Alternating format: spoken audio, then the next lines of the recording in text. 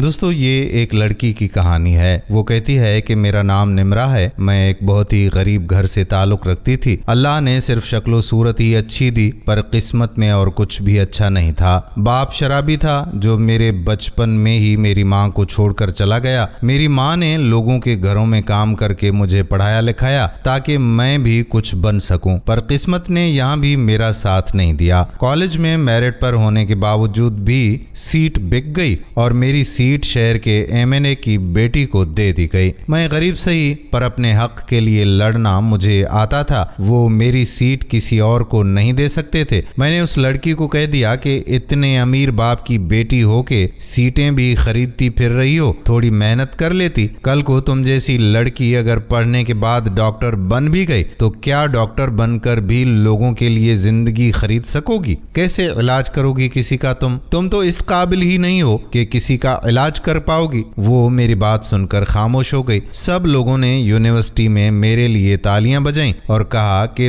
تم نے تو بڑی ہمت کا کام کیا ہے ایسی لڑکی کو جواب دے کر، پر مجھے کیا پتا تھا کہ اس کا کیا نتیجہ نکلے گا۔ مجھے بس اپنی سیٹ واپس چاہیے تھی، جس کو میں نے میرٹ پہ بہت بڑی مشکل سے حاصل کیا تھا۔ لاکھ کوشش کرنے کے بعد بھی مجھے میری سیٹ واپس نہیں ملی، بلکہ انہوں نے مجھ پر ہی کیس کر دیا کہ میں 5 سے 6 سال تک کسی اور کالج میں داخلہ بھی نہیں لے سکتی تھی۔ یہ حالات دیکھ کر میری ماں کا مجھے پڑھانے کا خواب ٹوٹ چکا تھا۔ میری ماں نے میرے لیے جو رشتہ آیا وہ دیکھ کر اس سے میری شادی کر دی ہے، اور خود شادی کے 1 ماہ کے بعد ہی اس دنیا سے رخصت ہو گئی تھی۔ رشتے کے وقت میری ماں کو یہ بتایا گیا تھا کہ لڑکے کی عمر 30 سال ہے، لیکن وہ 30 نہیں بلکہ ایک 45 سال کا آدمی تھا۔ میری عمر شادی کے وقت صرف 16 سال تھی۔ سوچا تھا کہ قسمت میں جو بھی ہوا اپنے شوہر کی خدمت کروں گی تو اس کا دل جیت لوں گی، پر اس معاملے میں بھی میں بدقسمت ہی نکلی کہ میرا شوہر تو ہوش و حواس ہی سے بیگانہ تھا۔ وہ ایک ذہنی مریض تھا جس کو یہ وہم تھا کہ عورت بے وفا ہوتی ہے جو کسی بھی وقت آپ کو چھوڑ کے جا سکتی ہے۔ اس وہم کے پیچھے اس نے مجھ پر ظلم و ستم کرنا شروع کر دیا۔ وہ مجھے گھر میں لاک کر کے جایا کرتا تھا، میں سارا دن گھر میں پڑی رہتی تھی۔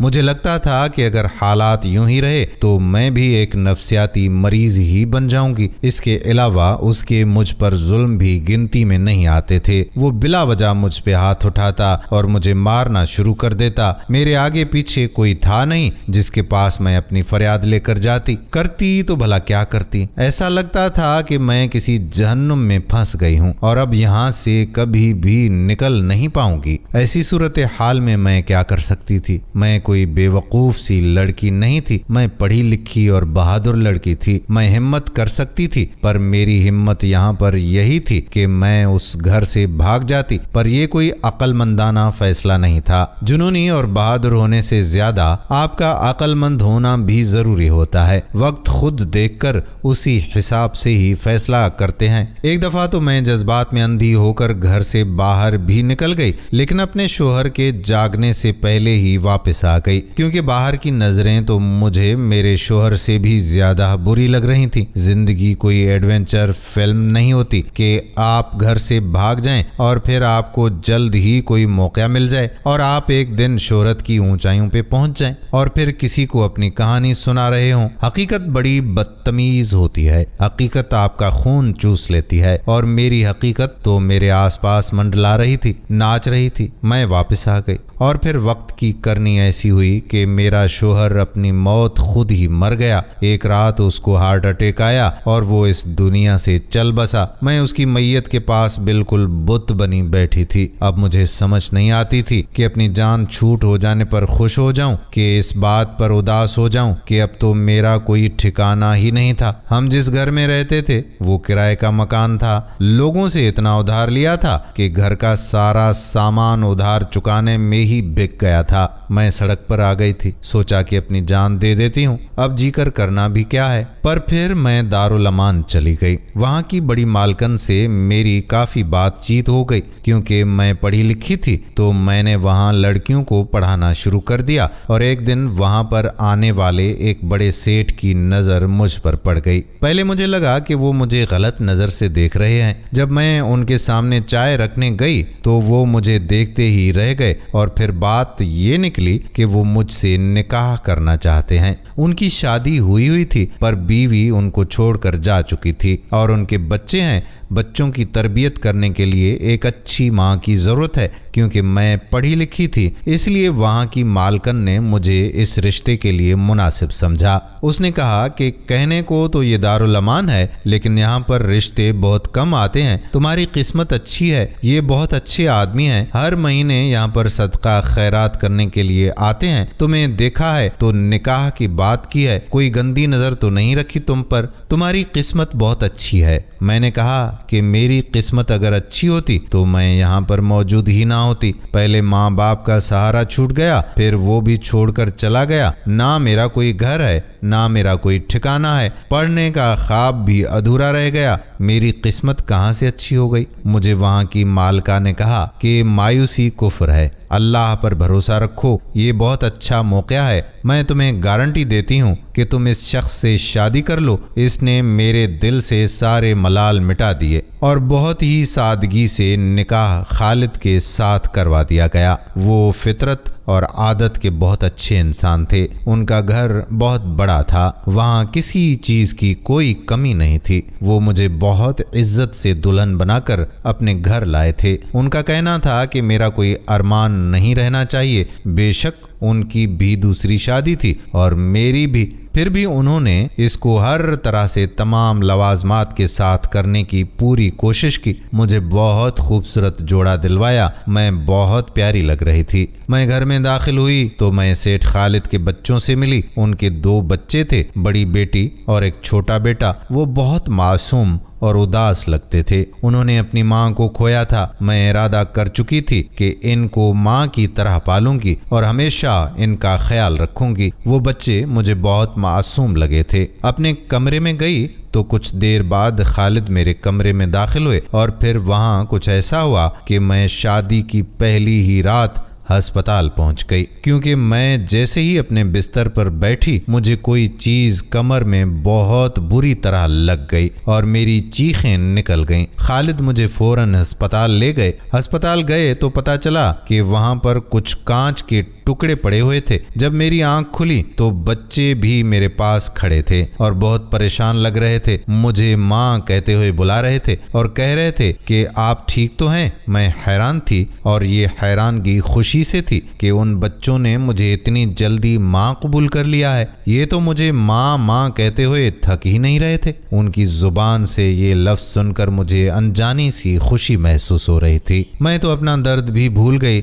اور میں نے کہا کہ ان بچوں کو میری کتنی فکر ہے۔ خالد نے اسی وقت گھر کے نوکروں کی کلاس لگا دی، پوچھا کہ کیا گھر کی صفائی ٹھیک سے نہیں کر سکتے تھے کہ شب عروسی کے دن دلہن کے کمرے میں کانچ کے ٹکڑے پڑے تھے اور کسی نے صفائی تک نہیں کی تھی۔ زخم لگے تھے مجھے، پھر بھی میں ٹھیک تھی، مجھے زیادہ چوٹ نہیں لگی۔ میں ایک رات ہسپتال رہی اور اس کے بعد گھر آ گئی۔ میں بہت خوش تھی، میرا شوہر بھی بہت اچھا تھا اور اس کے بچے بھی، جبکہ بچے اتنی جلدی سوتیلی ماں کو قبول نہیں کرتے اور گویا انہوں نے تو مجھے دیکھتے ہی قبول کر لیا۔ وہ ماں ماں کہتے میرے آگے پیچھے پھرتے، میرا اتنا خیال رکھتے تھے کہ میں حیران ہو جاتی تھی۔ ایک دن ہم سب کھانا کھانے بیٹھے ہوئے تھے کہ پہلا نوالا لیتے ہی نوالا میرے حلق میں پھنس گیا اور اس کے بعد میری ایسی طبیعت بگڑی کہ میں ہسپتال پہنچ گئی۔ ہسپتال گئے تو پتہ چلا کہ میرے کھانے میں کوئی بہت ہی کڑوی چیز ملائی گئی تھی جو زہر سے بھی زیادہ کڑوی تھی۔ میرا اتنا برا حال ہوا کہ مجھے الٹیاں لگ گئیں جو کہ رک ہی نہیں رہی تھیں، میں مرنے کی حالت تک پہنچ گئی تھی۔ ڈاکٹر بھی حیران تھے کہ آخر یہ چیز کیا تھی کہ جس نے کچھ ہی گھنٹوں میں میری ساری جان نکال دی تھی۔ بچے بھی اتنے پریشان کہ میرے لیے رو رو کر ہلکان ہو رہے تھے۔ خالد کو بھی سمجھ نہیں آ رہی تھی آخر یہ ہو کیا رہا تھا۔ اب کی بار گھر کے خانسامہ کی کلاس لگ گئی اور خالد نے اسے گھر سے نکال دیا۔ خالد کا کہنا تھا کہ وہ کھانا بناتے ہوئے احتیاط نہیں کرتا، شاید غلطی سے اس نے کھانے میں کوئی زہریلی بوٹی بھی ساتھ ہی بنا دی تھی، کیونکہ اس دن ہمارے گھر میں سبزی بنی تھی اور کیا جانے کہ اس میں کیا شامل ہو گیا تھا۔ خالد میرے لیے بہت پریشان تھے، میرے سرہانے آ کر بیٹھ گئے اور کہنے لگے کہ باورچی کو تو میں نے نوکری سے ہی نکال دیا ہے، پر جانے کیوں میرا دل کچھ اور ہی کہہ رہا ہے۔ میں نے پوچھا کہ اس بات سے آپ کا کیا مطلب ہے؟ ظاہر ہے کہ یہ کسی کی غلطی سے ہوا ہے، پر وہ پریشان تھے، کہہ رہے تھے کہ جب سے تم آئی ہو تمہارے ساتھ ہی کیوں الٹی سیدھی حرکتیں ہو رہی ہیں، کہیں اس کے پیچھے کسی کی چال تو نہیں ہے۔ میں سوچنے لگی کہ کوئی میرے ساتھ ایسا کیوں کرے گا، جبکہ آپ بھی میرا اتنا خیال رکھتے ہیں اور بچے بھی مجھ سے اتنا پیار کرتے ہیں۔ کبھی کبھی زندگی میں حادثے ہو جاتے ہیں اور ان کے پیچھے کوئی وجہ نہیں ہوتی۔ آپ پریشان نہ ہوں، میں بالکل ٹھیک ہوں اور آئندہ ایسا کچھ نہیں ہوگا۔ یہ وقت بھی گزر گیا، میری طبیعت بہت مشکل سے سنبھلی تھی، کیونکہ مجھے جو بھی چیز کھلائی گئی تھی وہ بہت ہی زہریلی تھی۔ میں ٹھیک تو ہو گئی، پر ایک پل کو تو مجھے ایسا لگا تھا کہ جیسے میں مر ہی جاؤں گی، میرے جسم سے ساری جان ہی نکل گئی تھی۔ خالد میرے لیے بہت پریشان تھے۔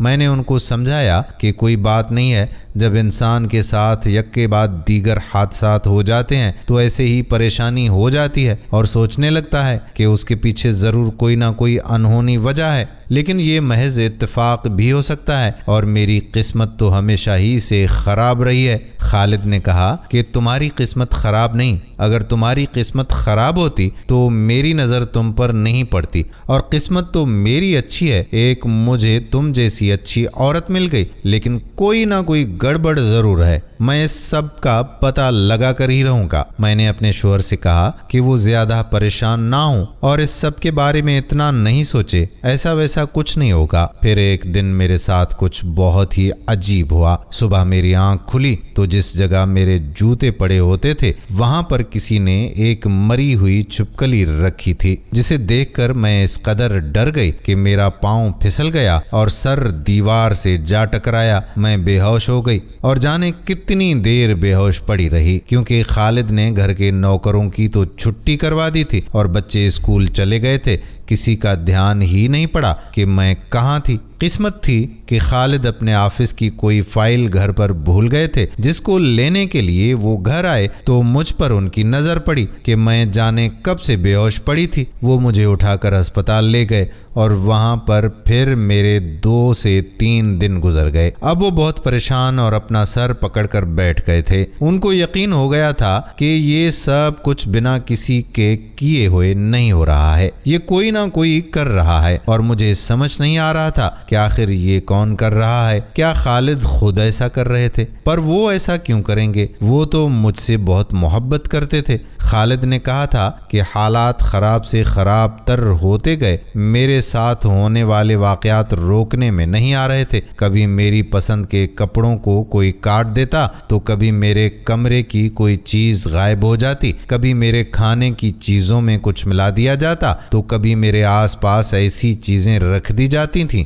جن سے میں بری طرح سے ڈر جاتی تھی۔ اب تو بہت پریشان ہو گئی تھی کہ آخر یہ سب کچھ کیوں ہو رہا ہے میرے ساتھ۔ میری ذہنی حالت مریضوں کی سی ہو گئی تھی، میں بیٹھے بیٹھے ڈر جاتی، ایسا لگتا کہ جیسے ابھی میرے ساتھ کچھ ہو جائے گا۔ میں بہت پریشان ہو گئی تھی۔ خالد اگر اچانک کمرے میں آ جاتے اور مجھے پکارنے سے پہلے میرے کندھے پر ہاتھ رکھتے تو میں اس سے ڈر جاتی کہ جیسے میں نے اپنی موت کو دیکھ لیا ہے۔ وہ بھی بہت حیران ہو جاتے تھے کہ تمہیں ہو کیا گیا ہے، میں ہی تو ہوں، میرے علاوہ کون ہوگا؟ میں کہتی کہ مجھے پتہ نہیں کیا ہے، مجھے ایسا لگتا ہے کہ جیسے میرے ساتھ ابھی کچھ ہو جائے گا، کوئی حادثہ ہو جائے گا۔ چائے بناتی ہوں تو لگتا ہے کہ چائے میرے اوپر گر جائے گی، کھانا کھانے لگتی ہوں تو ایسا لگتا ہے کہ کھانے میں زہر ہے، لگتا ہے کہ میرا دماغ خراب ہو رہا ہے۔ خالد کا کہنا تھا کہ ہم کچھ وقت کے لیے کہیں چلتے ہیں، سب ٹھیک ہو جائے گا، پر میں کہیں آنے جانے سے بھی اب ڈرنے لگی تھی۔ خالد بھی اب مجھے کچھ مشکوک لگ رہے تھے۔ مجھے ایسا لگتا تھا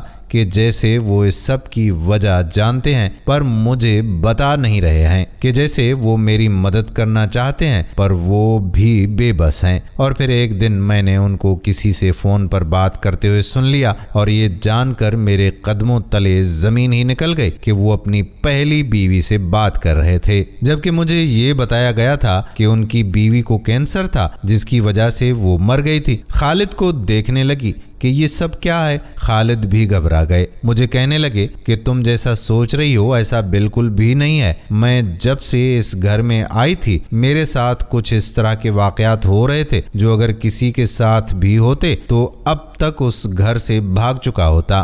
سوچا تو میں نے بھی یہی تھا کہ میں بھی یہاں سے بھاگ جاؤں، اور پھر مجھے اپنے ساتھ ہونے والے واقعات کی وجہ کا پتہ چلا اور میرے قدموں تلے سے زمین نکل گئی۔ میں حیران تھی کہ ایسا بھی ہو سکتا تھا، ایسا تو میرے گمان میں بھی نہیں تھا۔ پھر اب میں نے سوچ لیا تھا کہ میں نے کیا کرنا ہے، اور پھر قسمت نے ہمارے ساتھ ایک ایسا کھیل کھیلا کہ جس کے بعد ہماری ساری زندگی ہی بدل گئی۔ خالد نے بتایا کہ تمہارے ساتھ جو کچھ بھی ہو رہا ہے وہ اتفاق نہیں ہے، نہ تو وہ کسی نوکر کی غفلت کی وجہ سے ہو رہا ہے، نہ ہی کوئی باہر کا بندہ یہ سب تمہارے ساتھ کر رہا ہے۔ یہ سب تمہارے ساتھ میں بھی نہیں کر رہا، بلکہ یہ سب میرے بچے کر رہے ہیں۔ یہ سن کر میں حیران رہ گئی کہ بھلا بچے میرے ساتھ ایسا کیوں کریں گے؟ وہ تو مجھ سے اتنا پیار کرتے ہیں۔ میں نے تم سے اور سارے جان سے ایک جھوٹ بولا تھا۔ ان بچوں کی ماں مری نہیں تھی بلکہ ان کو چھوڑ کر چلی گئی تھی، اس کی میرے ساتھ کبھی نہیں بنی۔ ہم ہمیشہ لڑتے رہتے تھے، وہ مجھ سے کمزور تھی، میرے پاس اثر و رسوخ تھا۔ جب علیحدگی کی بات آئی تو وہ بچوں کو اپنے ساتھ رکھنا چاہتی تھی، پر میں نے بچوں کو اپنے پیسے کے دم پر اپنے پاس رکھنے کا حق لے لیا، اور تب سے بچے میرے پاس ہی رہنے لگے۔ اس وقت بچے چھوٹے تھے، مجھے لگا تھا کہ وہ اپنی ماں کو بھول جائیں گے، پر جانے کیسے جب وہ بڑے ہوئے تو ان کا ان کی ماں سے رابطہ ہوا، اور اب یہ اپنی ماں سے مسلسل رابطے میں ہے۔ ان کی ماں بہت شاطر ہے، وہ جانتی ہے کہ اس گھر میں کیا ہو رہا ہے، یہ بھی جانتی ہے کہ میری تم سے شادی ہوئی ہے اور میں تمہیں بہت خوش رکھتا ہوں۔ ان بچوں کے ذریعے وہ تمہیں بھی جان سے مروانا چاہتی ہے اور مجھ سے بھی انتقام لے رہی ہے۔ میں حیران رہ گئی کہ اتنے معصوم نظر آنے والے بچوں کی حقیقت یہ تھی۔ اب خالد نے مجھے کہہ دیا کہ میں محتاط رہوں اور وہ جلد ہی اس معاملے کے بارے میں کچھ کرے گا۔ کہتے ہیں کہ بہت زیادہ محبت بھی اچھی نہیں ہوتی، بہت زیادہ اعتبار بھی مشکوک کر دیتا ہے، اور بہت زیادہ احساس تو کسی کو ہضم ہی نہیں ہوتا۔ مجھے تبھی سمجھ جانا چاہیے تھا جب شادی کے دن ہی یہ لوگ مجھے ماں ماں کہنے لگے، جبکہ سوتیلی ماں کو اتنی جلدی کوئی بھی قبول نہیں کرتا۔ میرے لیے آنسو بہا رہے تھے، رو رہے تھے۔ یہ محبت کچھ ضرورت سے زیادہ ہی تھی، لیکن میں نہیں سمجھی۔ میں سمجھی کہ بچے اپنی ماں کے بغیر اداس رہتے ہیں۔ بیچاروں کی ماں بیمار ہو کے مر گئی تو ان کے دل پہ کیا گزری ہوگی، اور مجھے کیا پتا تھا کہ یہاں پر وہ معصوم نہیں بلکہ ولن کا کردار ادا کرنے والوں میں سے تھے۔ پھر وہ بچے عام بچے نہیں، بہت ہی شیطان بچے تھے۔ میرا محتاط رہنا بھی میرے کام نہ آیا، میں پھر کسی نہ کسی مصیبت میں پڑ جاتی تھی۔ خالد بے بس تھا، اس کا کہنا تھا کہ اگر میں نے بچوں کو اکیلا چھوڑا اور ان کی ماں کے حوالے کر دیا تو وہ ان بچوں کو لے کر ہمیشہ کے لیے بھاگ جائے گی، اور میں ان کی صورت دیکھنے کو بھی ترس جاؤں گا، کیونکہ اس کا ایک عاشق ہے جو بہت بڑی پوسٹ پر ہے۔ وہ شاید ان بچوں کے لیے ہی یہاں بیٹھی ہے، ورنہ کب کی اس کے ساتھ ملک چھوڑ چکی ہوتی۔ میں بے بس ہوں، میں کیا کروں، مجھے کچھ سمجھ نہیں آ رہا۔ ایک دن خالد نے غصے میں آ کر ان بچوں پر ہاتھ اٹھایا۔ یہ خالد کا ان کو آخری بار سمجھانے کا طریقہ تھا۔ خالد نے ان کو دھمکی دی کہ اگر وہ اس سب سے باز نہیں آئے تو وہ ان کو ہاسٹل میں دوسرے شہر بھیج دے گا، جہاں تو نہ وہ اپنی ماں سے مل سکیں گے نہ خالد ان سے ملنے جائے گا۔ یہ بات بہت بری لگی، کھانا بھی نہیں کھایا۔ خالد نے مجھے بھی منع کر دیا کہ جب وہ تمہاری جان کے دشمن ہیں تو تمہیں کیوں کر فکر ستاتی ہے، چھوڑ دو ان کو، ان کے حال پر، خود ہی ٹھیک ہو جائیں گے۔ خالد کی چھٹی تھی، وہ گھر میں سکون سے سو رہے تھے اور میں باہر لان میں بیٹھی تھی، سوچ رہی تھی کہ میں کیا کروں کیا نہ کروں، کس طرح ان بچوں کو سمجھاؤں۔ آخر کو یہ بچے ہی تو ہیں کہ اچانک مجھے گھر میں سے دھواں اٹھتا ہوا نظر آیا۔ گھر میں آگ لگی ہوئی تھی۔ فوراً گھر کی طرف بھاگی اور میں نے دیکھا کہ گھر میں آگ لگی ہوئی تھی اور وہ آگ خالد کے کمرے کی طرف سے لگی تھی۔ میں نے جا کر دروازہ کھولا تو خالد بستر پر پڑے تھے اور آگ دیواروں کی طرف پھیل رہی تھی۔ میں نے خالد کو جگایا، قسمت سے ان کو فوراً ہی ہوش آ گیا۔ ہم فوراً وہاں سے نکلے اور بچوں کے کمروں کی طرف بڑھے۔ جانے کیسے بچوں نے خود کو اپنے کمرے میں لاک کر لیا تھا اور وہ مدد کے لیے بلا رہے تھے۔ خالد آگے بڑھے اور دروازہ توڑنے کی کوشش کرنے لگے اور دھواں ان کے حلق میں جانے سے ان کا سر چکرانے لگا۔ پھر مجھے ہی آگے بڑھنا پڑا اور میں نے کسی طرح سے بچوں کو بچایا، پر اس سب میں میرے ہاتھ جل گئے۔ جب مجھے ہوش آیا تو پتا چلا کہ یہ آگ بچوں نے لگائی تھی۔ میری حالت پہلے سے کچھ بہتر تھی، پر خالد نے فیصلہ کر لیا تھا کہ وہ دونوں بچوں کو ہاسٹل میں بھیج دیں گے۔ بچوں کی آنکھیں کھل چکی تھیں۔ اس حادثے میں بچے بھی زخمی ہوئے تھے اور ان کی ماں ان سے ایک بار بھی ملنے نہیں آئی تھی۔ وہ صرف ان کو اپنے شوہر سے انتقام لینے کے لیے استعمال کر رہی تھی اور بچے یہ بات سمجھ چکے تھے۔ انہوں نے مجھ سے معافی مانگی اور رو رو کر مجھ سے معافی مانگتے رہے، کہتے رہے کہ آج سے تم ہی ہماری ماں ہو۔ پر اب خالد کا غصہ ساتویں آسمان پر تھا۔ بچوں نے گھر میں آگ لگا دی تھی، اس سے زیادہ وہ کیا کر سکتے تھے؟ خالد نے ان کو ہاسٹل بھیج دیا۔ پھر میرے ہی کہنے پر 1 سال بعد ہم ان بچوں کو واپس لے آئے اور ہم یہ دیکھ کر حیران تھے کہ کیا یہ وہی بچے ہیں؟ وہ پہلے سے بہت بدل چکے تھے اور اب میں ہی ان کی ماں تھی اور اب ہم چاروں بہت خوشی خوشی رہتے ہیں۔ دنیا میں عجیب و غریب قسم کے لوگ پائے جاتے ہیں۔ وہ عورت بھی عجیب تھی جو اپنے 3 بچوں کو اکیلا چھوڑ کر چلی گئی۔ میرا شوہر بھی عجیب ہی تھا جس نے انا کی خاطر بچوں کو ماں سے دور کر دیا اور بچے بھی اس کا اعلی کار بن گئے۔ لیکن اب میں بچوں کی بہت اچھی تربیت کرنے کی کوشش کر رہی ہوں کہ وہ زندگی میں جا کر پھر سے کوئی اس طرح کی حرکت نہ کریں۔ اگر ان کا بچپن اسی طرح سے گزرتا تو وہ کبھی بھی اچھے انسان نہیں بن پاتے۔ ان کے دل میں نفرت پیدا ہو جاتی اور وہ نفرت ان کی زندگی بھی خراب کر دیتی۔ آخر میں یہی کہنا چاہوں گی کہ میاں بیوی کو اپنے معاملات کبھی بھی اتنے خراب کرنے ہی نہیں چاہیے کہ ان کی وجہ سے ان کے بچوں کی نفسیات اور زندگی ہی برباد ہو جائے۔ بچوں کی خاطر ہی صبر کر لینا چاہیے۔ یوں ایک طرح سے میں تو مظلوم تھی ہی، قسمت کی ماری تھی ہی، پر خالد بھی ایک مجبور باپ تھے۔ آپ ہی بتائیے، کیا بچوں کی ماں کو اپنے شوہر سے بدلہ لینے کے لیے ایسا کرنا چاہیے تھا؟ دوستو، کیسی لگی آج کی ہماری کہانی؟ کمنٹ سیکشن میں ضرور بتائیے گا۔ یہ کہانی حقیقت پر مبنی کہانی ہے، لیکن اس کہانی میں جو بھی نام بتائے گئے وہ فرضی نام ہیں۔ اگر حقیقتاً ایسے نام موجود ہوں اور ایسا ہی واقعہ ان کے ساتھ بیت گیا ہو تو اس میں ہمارا کوئی قصور نہیں، کیونکہ ہم نے فرضی نام ہی گنوائے ہیں۔ آنے والی ویڈیو تک اپنے میزبان قادر بخش کلہوڑوں کو اجازت دیجیے۔ اللہ حافظ۔